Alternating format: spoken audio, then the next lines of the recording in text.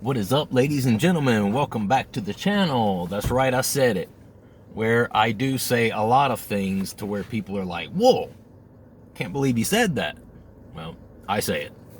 So, if you enjoy this sort of content, I don't edit these videos. I just get on here and I just talk. I have a past history of drug abuse and drug addiction.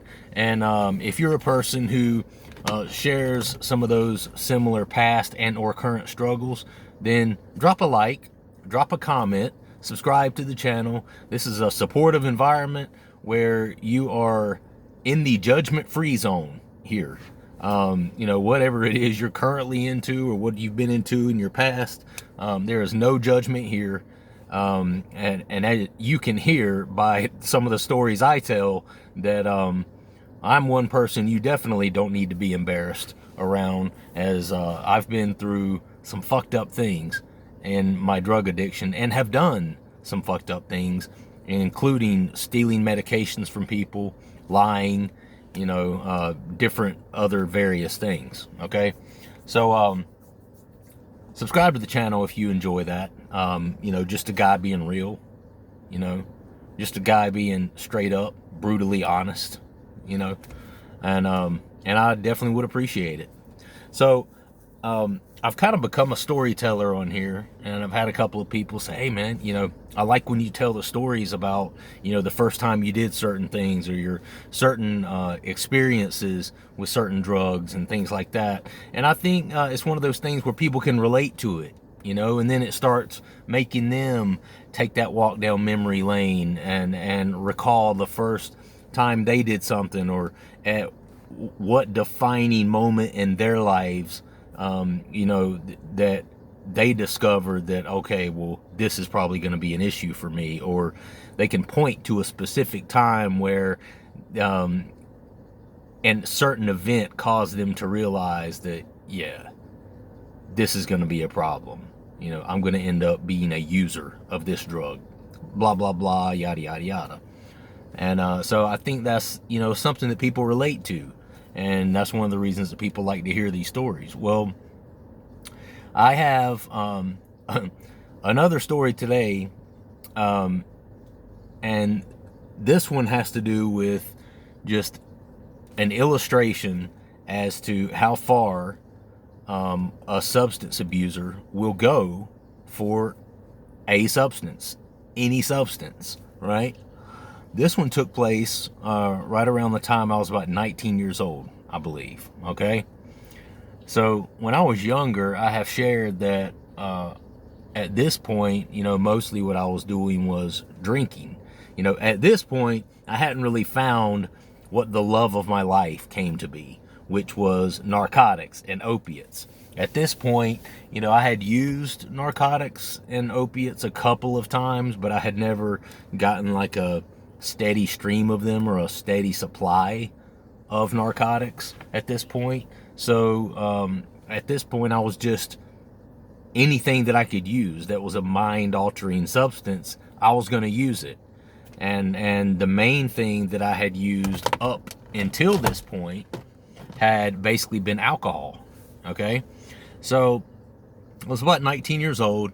I was actually attending a community college that was close by my house, and developed a couple of friendships with some people there, right? Well, of course,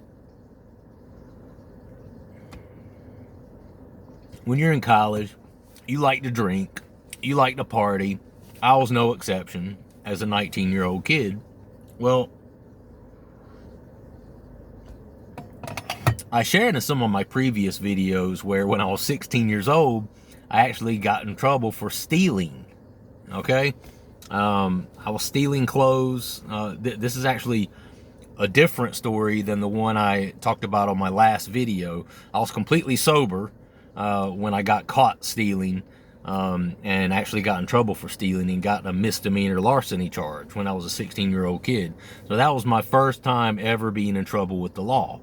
Okay, so if there's one thing that will kind of curb your appetite for stealing, it's getting in trouble with the law, right? At least it did for me, because I had expressed how I was doing this just because I was a drug addict in training, and it was just another version of risky behavior, or just another version of something that gave me a little bit of excitement, you know, a little bit of instant gratification. And that's the reason I was stealing. I wasn't stealing because I had to have these things. I wasn't stealing clothes because I didn't have any clothes to wear. It's quite the contrary. I had a good amount of clothes to wear. I was doing it just for sheer excitement. Well, in my case, I ended up getting in trouble for stealing when I was 16 years old. And for somebody like me who was not stealing out of necessity, was just doing it for the level of excitement, that was enough to make it to where, you know what, I don't really want to steal anymore. I didn't like this getting in trouble and this getting in trouble shit, and then having to do community service and go to these classes and all that. I didn't like having to do all that, right? So the stealing, you know, I didn't want to do that anymore, right? So it was on to the next thing for me. And so that's kind of what leads me up to this story. I used to, back in the day when I was younger, 14, 15, 16 years old, my friends and I took no issue whatsoever with going into like a grocery store, by example, and sticking a bottle of Mad Dog or Cisco or Boone's Farm wine down our pants, pulling a baggy shirt over the top of it, and then walking out the door and going and getting drunk. You know, we had no issues with doing that. Well, now I've been caught stealing, right? I didn't want to do that anymore. So now I'm trying to figure out some legal way to cop alcohol, right? This is before I really discovered weed. I was not into marijuana at this point. That came later. It came later on. But at this age, at the community college, I didn't want to steal anything anymore, so I wasn't stealing anything, but I had to have some alcohol. We were going out one Friday night, and we were going to this club called the Weekends.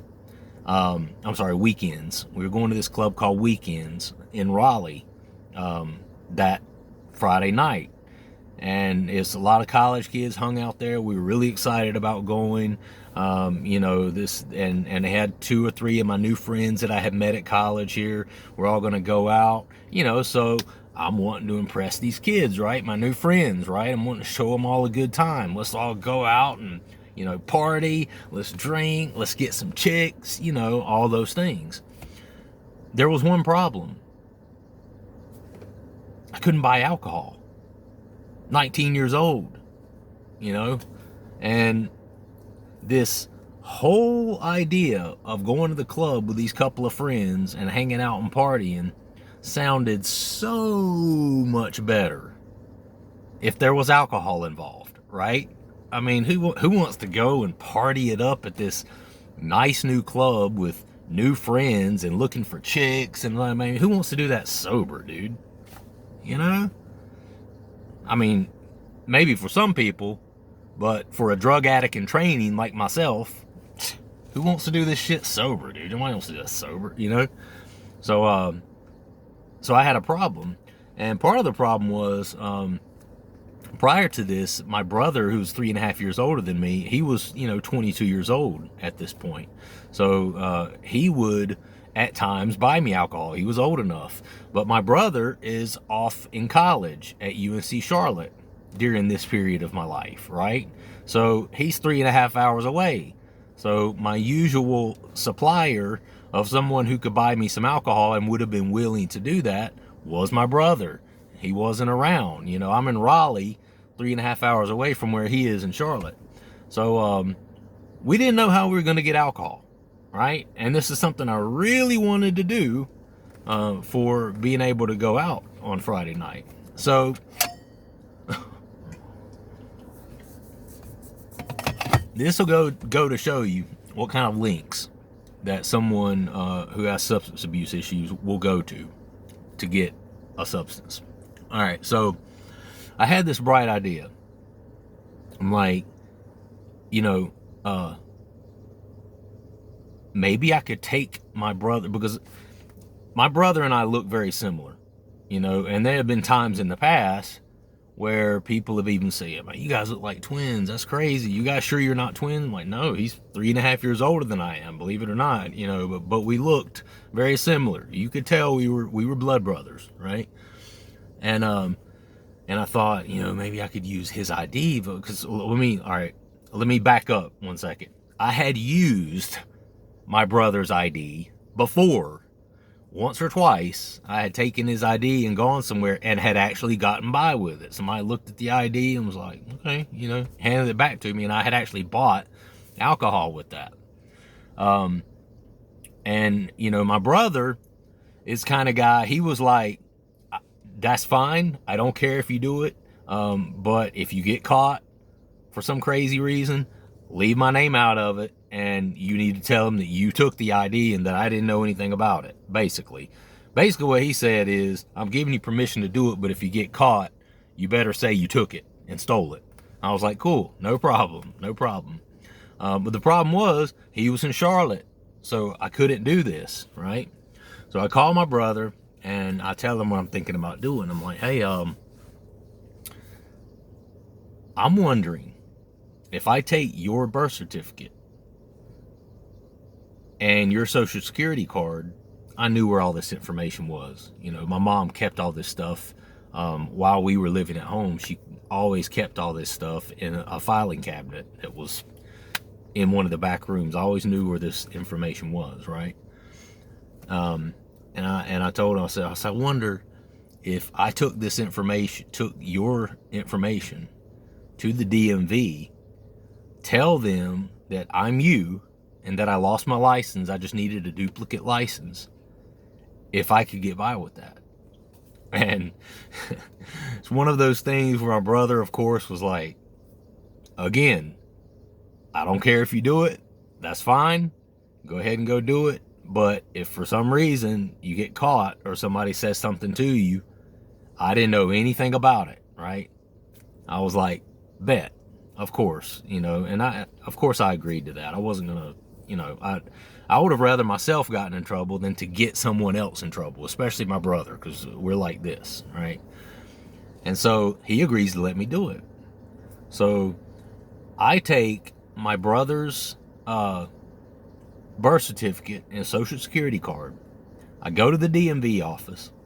I'm now Jason, right? That's not my name, I'm Corey. But while I'm at the DMV office, I'm Jason, right? I'm a 22-year-old guy. I misplaced my license somewhere. I don't have my license anymore. I just want a copy of it, all right? And so I show them all the information, fill out all the information. Because I was just getting a duplicate, I didn't have to take any sort of test or anything like that. This was just another printout, right? And I had to pay, I don't know, like, I don't remember what it was then, $10-20, something like that. And I had to pay. So, but what they did, this is back in the day where early 90s, they didn't have digital copies of the picture. That nowadays they could take your same picture and you'll use that same picture for 5-10 years, and they'll just get you a new license and use the same picture that they have digitally, and they'll upload it and put it on your new license, right? Well, back in the day, you couldn't do that. You had to take a new picture, right? So they actually take a picture of me, right? And then they put my picture on a license that has all of my brother's information on it, including his name, his height. They didn't check my eye color. My eye color is actually different than his. I have green eyes. He has brown eyes. Whoever this was just assumed that I was telling the truth, that they were too busy to check, one of the two, and they didn't check for that. So they put, his height, his age, his name, all this information on this license, but it had my picture on it, So I'm sitting here going, man, this couldn't get any better, right? This couldn't get any better. Not only am 21 years old now, but nobody can deny that it's me. It's my picture, So this is foolproof, right? This is gonna work sweet. So uh, just wait.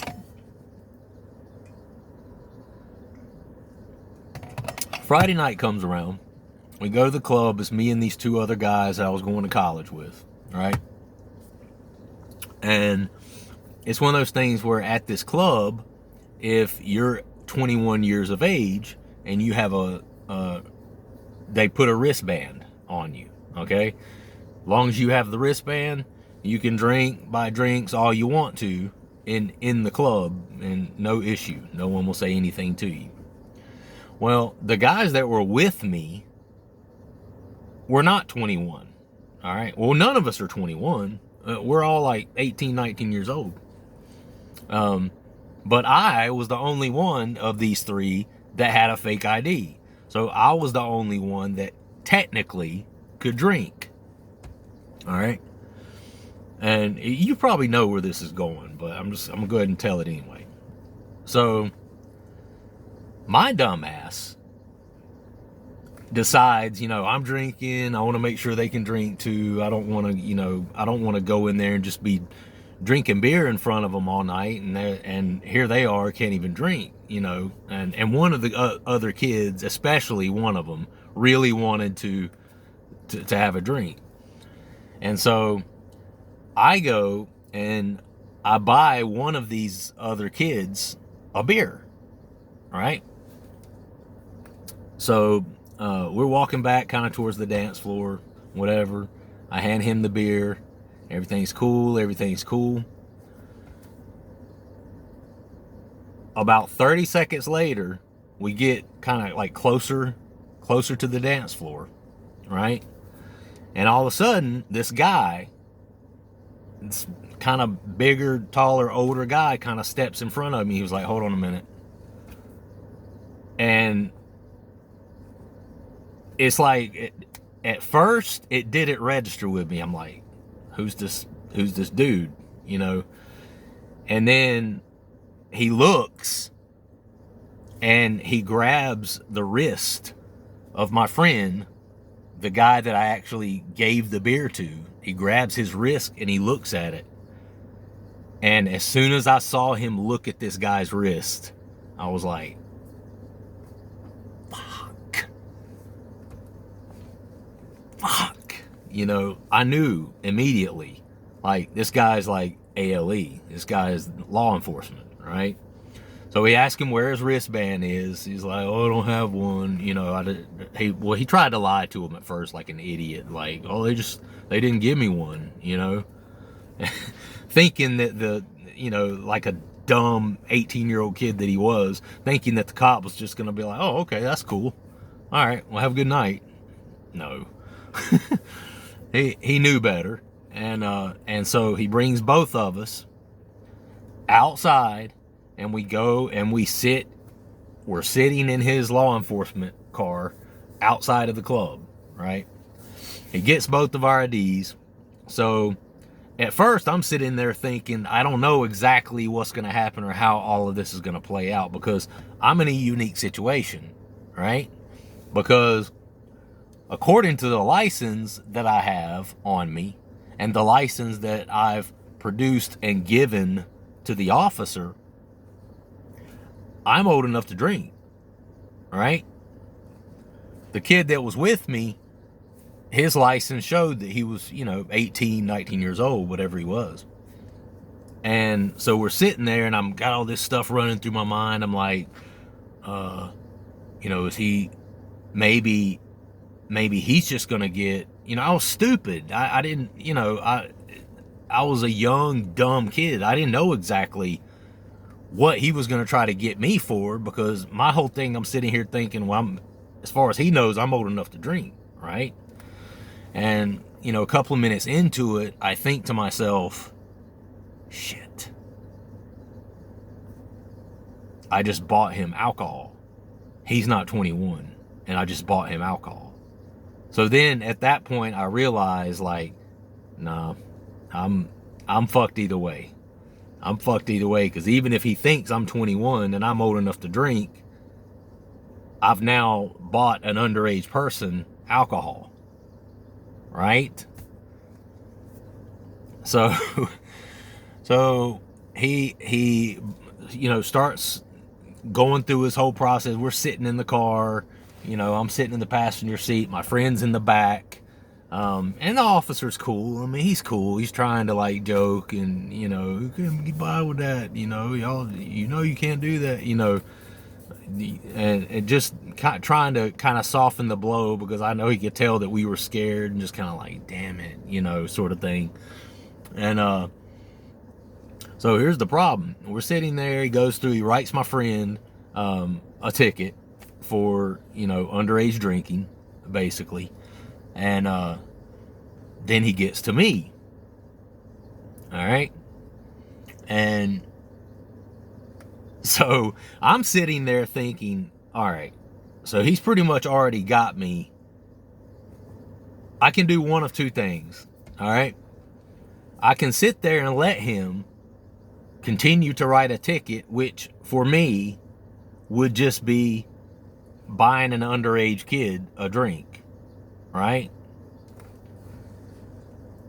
But the ticket would be for my brother, because he's holding a driver's license that has my picture on it, but has Jason Austin and all of my brother's information on it.